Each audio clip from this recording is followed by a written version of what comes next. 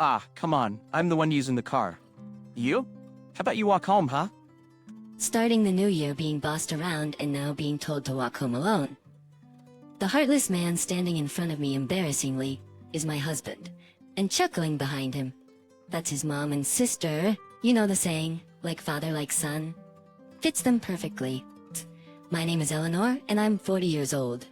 I work part-time in an office. I live with my husband and daughter Claire, who's in 8th grade. Raising a child goes by in a flash. It feels like just yesterday Claire was a little girl. She's going through a rebellious phase now. But she's a sweet girl who helps around the house when I'm not well. I met my husband Daniel at work.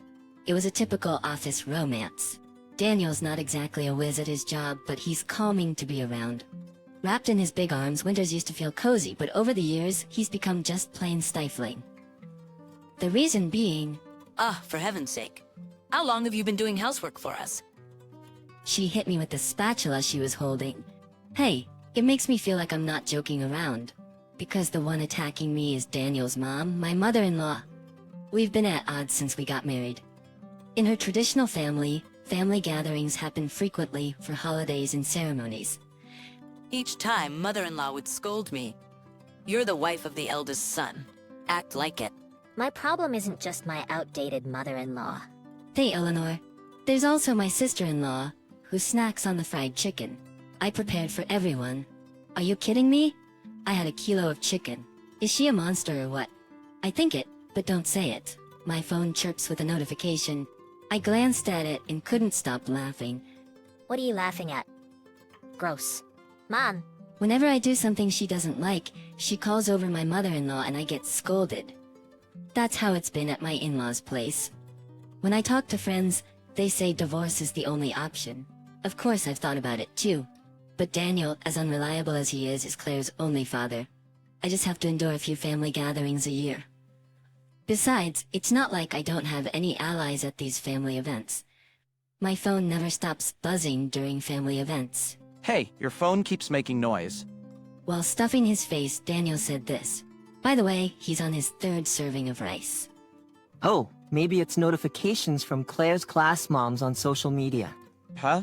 Mom friends, huh? That must be tough. That was a lie. There's a mom's group, but this is something else. After finishing my chores, I sat down on the sofa to read the accumulating messages. Hey everyone, thanks for making it through another day.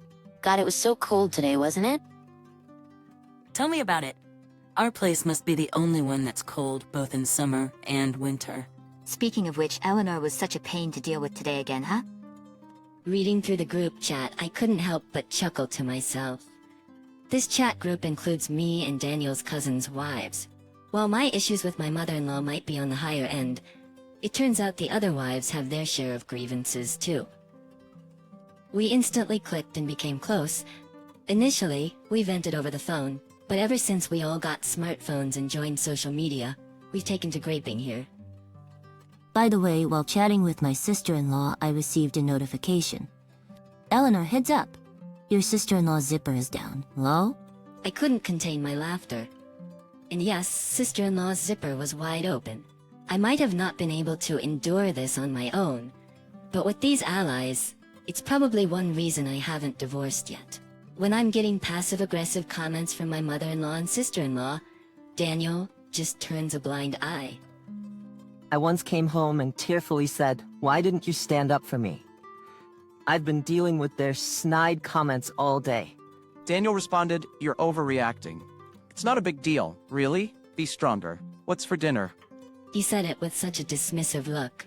The thought of divorce flashed through my mind, but our young daughter Claire adores Daniel. Daddy's belly is so soft and comfy, she'd say. I used to be like that too. I used to feel the same way about Daniel's big belly. I loved how he ate with such joy, but now it just annoys me. I asked many times, "Why don't you lose weight?" He always says Claire likes my belly, and besides, obesity runs in my family. He always says Claire likes my belly, and besides, obesity runs in my family. That's a lie. I've seen his relatives. Only Daniel, his mom, and sister are obese. They're not just overweight, they're enormous, making rooms instantly feel smaller. Because of their massive size, the house is always freezing. Finally, a cold, sensitive relative shouted, "Hey, what's the deal with this house? Why is it so cold?" If you're going to complain, please leave. Mio responded, causing the room to empty out one by one. What era are they living in? Talking about main and branch families. Of course, father-in-law would scold mother-in-law, but she would snap back. You're hardly ever home. Don't act like you're important. Sister-in-law joins in, and they both berate father-in-law, who ends up just letting it slide. I wish father-in-law would take a firmer stand, but the thought of being shoved aside by those large bodies sends shivers down my spine. My sister-in-law is over 40, single, and unemployed. Once upon a time, my sister-in-law had a job, but she quit after finding out she was bullying a new employee who turned out to be the daughter of a major client. Now she lives with her parents and doesn't work at all. When I married into the family, my sister-in-law had already been unemployed for many years. She does want to get married and often goes to matchmaking events, but as far as I know, she's never had a boyfriend. She says I come from a good family, so my future husband needs to earn at least $80,000 a year. She used to say $100,000, so maybe she's lowering her standards. But let's be real, she needs a reality check. We should look more realistic. Sister-in-law claims she's from a good family because her dad, my father-in-law, owns a business. But the business was actually started by his dad, and it's been struggling under father-in-law's management. It seems that grandfather-in-law had a knack for business, but that talent didn't pass down to father-in-law. Ever since father-in-law took over, the company's performance has been on a steady decline. I know all this because I work at the same company. That's where I met Daniel, my husband, who also works there in a decent position. Many of Daniel's cousins work there too. My parents also own a small business. It's just them and a few relatives, but they're doing okay. They had me late in life and have always treated me like a treasure. Now they adore our daughter Claire, who prefers my parents over my in-laws. Is Claire spending New Year's at your parents' again? Yeah, I reply. Daniel sighs and says, "Don't you think that's weird? Normally people spend New Year's with their paternal family." Then he says something unforgivable. Well, your parents are old. They don't have much time left. I said such a terrible thing. It's true, my parents are nearing 80, much older than Daniel's. Daniel's parents, who married young, are quite a bit older than him, but they're still spry and sharp as tacks. When I once asked them, "Isn't it time to enjoy your golden years?" they replied, "We just want to buy things Claire loves. Seeing you and Claire happy is our joy." Every time I visit home, my mom always gives me some money. Daniel laughed and belittled my precious parents. When I angrily retorted, Daniel said, "Fine, fine. I'm the bad guy as always. If you're going to be like that, we might as well divorce." Then he stormed out of the house. Out of the house. The nerve of him.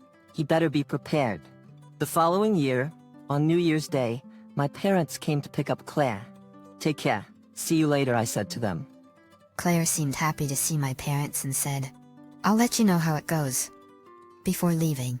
It was refreshing to see Claire smile after a long time of her looking downcast. Even though my parents had come over, Daniel didn't even bother to greet them. What a rude guy. I felt utterly disrespected. After a while, Daniel came out of his room, and we headed to his parents' house. We haven't spoken since that incident. I don't understand why Daniel is mad, but I'm glad we're not talking. Lately, the only thing I've heard from him is, "Seconds, please."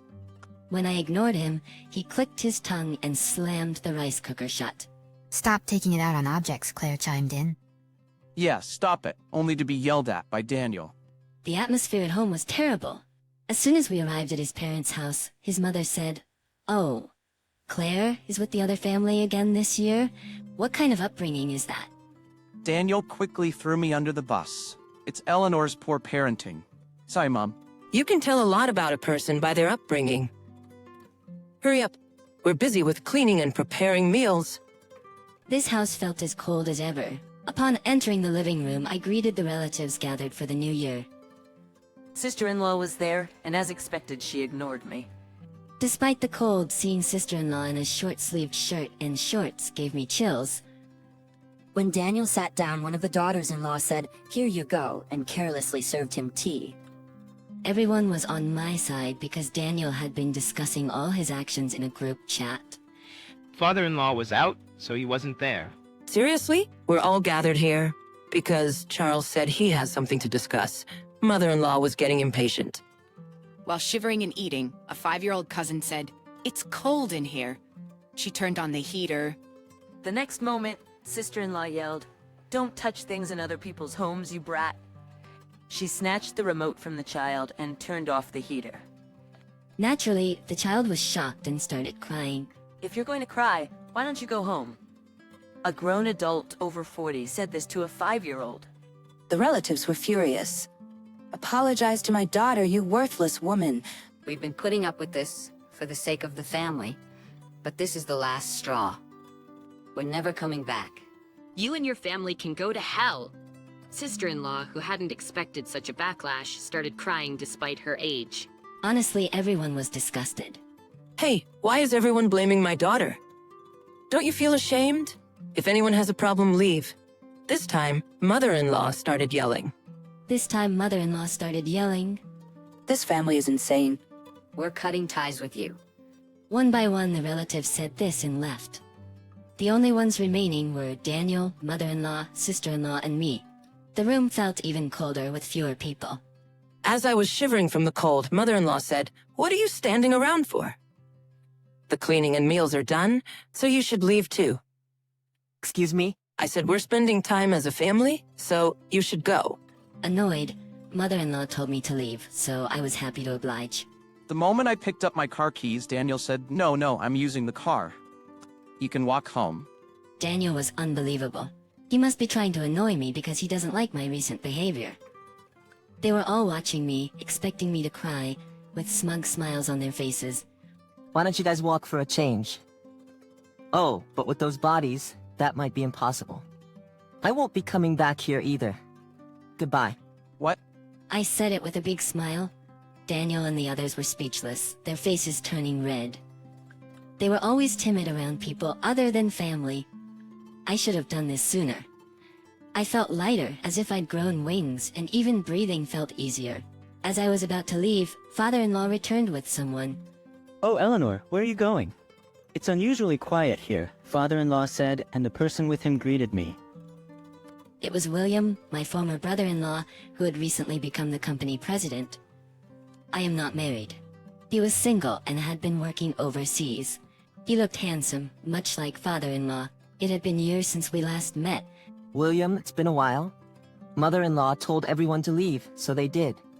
She also told me to walk home, so I'm about to do that. I said it matter-of-factly. Upon hearing this, both men looked at Daniel and the others with disgust. "Is this true?" Father-in-law asked in a low voice. Mother-in-law tried to defend herself. Well, everyone was blaming her. "Don't you find your daughter cute?" "Cute? This freeloader? She's just getting fatter. Are you all planning to become sumo wrestlers?" I'd never seen father-in-law so angry in the many years I'd been married into this family. I wished he'd scolded these hopeless people sooner. I even felt resentful toward him. Well, it doesn't matter to me anymore. I'm leaving now, and just so you know, I'm divorcing you. Do whatever you want. I glared at Daniel as I said this. He glared back, clearly unhappy. "Eleanor, I'll drive you. Get in the car." I declined his offer. I'm fine. My ride is already here. I opened the front door to find my parents and Claire waiting to pick me up. I had decided today to tell Daniel about the divorce, and I had already talked to Claire about it. When I told Claire we were getting a divorce, she hugged me, tears in her eyes, and said, "Really? Living with Dad has been so hard." She hugged me while shedding tears. Seeing Claire, Daniel desperately said, Claire, you'll live with Dad, right? You love Dad. Claire started crying and said, "No way! After Dad takes a bath, there's hardly any hot water left. And he eats like a pig. Plus, Grandma said." After saying that, Claire burst into tears. Claire had told me various things when I informed about the divorce. "Grandma called me a failure." I couldn't believe it. That's not something a grandmother should say to her granddaughter. Mother-in-law looked guilty. "And then this Claire then showed me a photo of mother-in-law and sister-in-law shopping, their cart filled with meat and snacks. Some local overweight mom and kid are always blocking the aisles and being rude to the staff. So annoying. Those words were posted on social media by someone with no consideration. Claire's school caught wind of it. Thankfully, no one knew it was about her grandma and aunts, but the fear of being found out made every day stressful for her. Seeing Claire cry, Daniel finally seemed to grasp the gravity of the situation and fell silent. It was too late for realizations now. We're handing over the family business and moving to the countryside. We've always loved gardening, and we're looking forward to enjoying our retirement. Eleanor and Claire are coming with us, so it should be a happy time for all of us. When Dad shared this with the in-laws moving, Daniel's eyes widened in surprise. Of course he was surprised. No one had told him anything. When we told our parents we were divorcing, Dad shared this plan with us. They had been thinking of moving back to the countryside where Mom grew up. But they had already found a new home, and once they confirmed we were heading to the in-laws, they started moving our stuff. I'm truly sorry. My father-in-law apologized.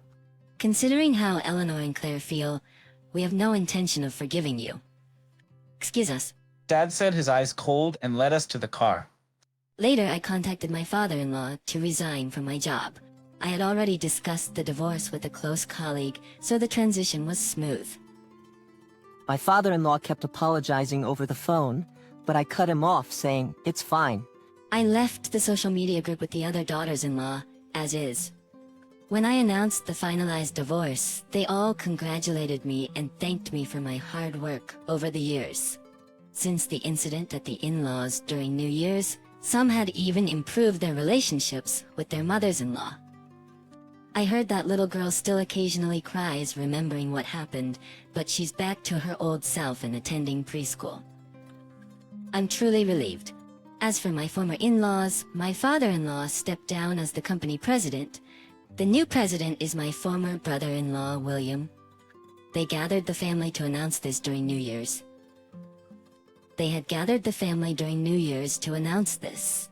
Daniel protested. I'm the eldest son, you know? But Daniel had been taking liberties at work, leaving early and coming in late, all because he was the boss's son. It was exhausting to keep covering for him. His lack of deistical attitude towards work meant his department's performance was poor.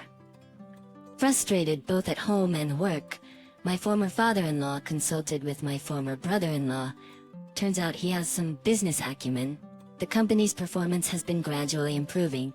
My former mother-in-law and sister-in-law were told to earn their own living and started working at the company. Daniel was transferred, and all three were assigned to sales. Daniel, who had been so sure he'd be the next president, was demoted to a regular employee. For someone as prideful as him, this must be the ultimate humiliation. Honestly, it serves him right. It seems that he walks a lot every day and works desperately. According to a former relative who happened to see them, all three of them seem to have lost weight. Seems like it's been a good diet for them. Much better than staying cooped up at home. My former mother-in-law and sister-in-law, who used to be so close, are now constantly fighting, probably due to stress from work. I'll never forgive my former in-laws, but they've caused trouble for so many people. They should spend the rest of their lives making amends. As for us, we've moved to the countryside and are living peacefully. Claire, who was initially anxious about going to school, now says, "Mom, can I bring a friend home next time?" With a smile. I recovered to the point where I could say that with a smile. I was fortunate to find a full-time job quickly. Though we're managing. My parents, who live with us, have rented a small plot of land and are busy growing various vegetables. The cucumbers we harvested this summer were delicious. I failed as a mother for not noticing Claire's pain. I intend to keep the lines of communication open with my family, holding the feeling of making amends to Claire in my heart. I plan to say what needs to be said, and even have plenty of arguments. As a mother, I'm committed to cherishing my family from now on.